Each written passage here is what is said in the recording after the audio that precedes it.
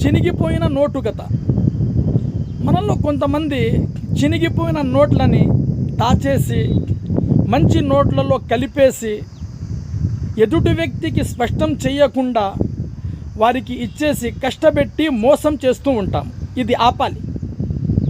ప్రియ ప్రవక్త ముహమ్మద్ సల్లల్లాహు అలైహి వసల్లం వారు ఇలా వివరించారు, మన కష్టన ఫలైస మిన్నా. ఎవరైతే మోసం చేస్తారో వాళ్ళు ముస్లింలు కాలేరు. అవును, మోసం అయింది, నేను మోసపోయాను. ఇప్పుడు నా వంతు బాధ్యత ఏమిటి? నా వంతు బాధ్యత ఏమిటంటే, అయితే ఆ మోసాన్ని తట్టుకోవాలి. కుదిరితే బ్యాంక్ దగ్గరకు వెళ్ళి దానికి సరిపడా డబ్బుల్ని తీసుకోవాలి. లేకపోతే ఆ మోసగాడిని గుర్తించి అతనితో జుర్మానా వసూలు చేసుకోవాలి. కానీ మన సోదరులు వీటిలో ఏ పని చేయడం లేదు. టెన్షన్ పడతారు, కష్టపెడతారు, దాని తర్వాత మరొకడికి ఈ విధంగానే మోసం చేస్తారు. అలాగే మరొకడు కూడా ఇంకొకడిని ఈ విధంగానే మోసం చేస్తాడు. ఇలా ఒక్క చినిగిపోయిన నోటు కొన్ని నెలల పాటు మన సమాజంలో తిరుగుతూనే ఉంటుంది.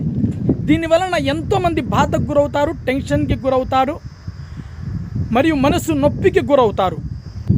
ఒక చైన్ లాగా నెలల పాటు ఇంతమందిని నొప్పించడం అనేది చాలా అన్యాయం. ఎవరో చేసిన పాపాన్ని మరొకడిపై మోపడం అనేది చాలా తప్పు.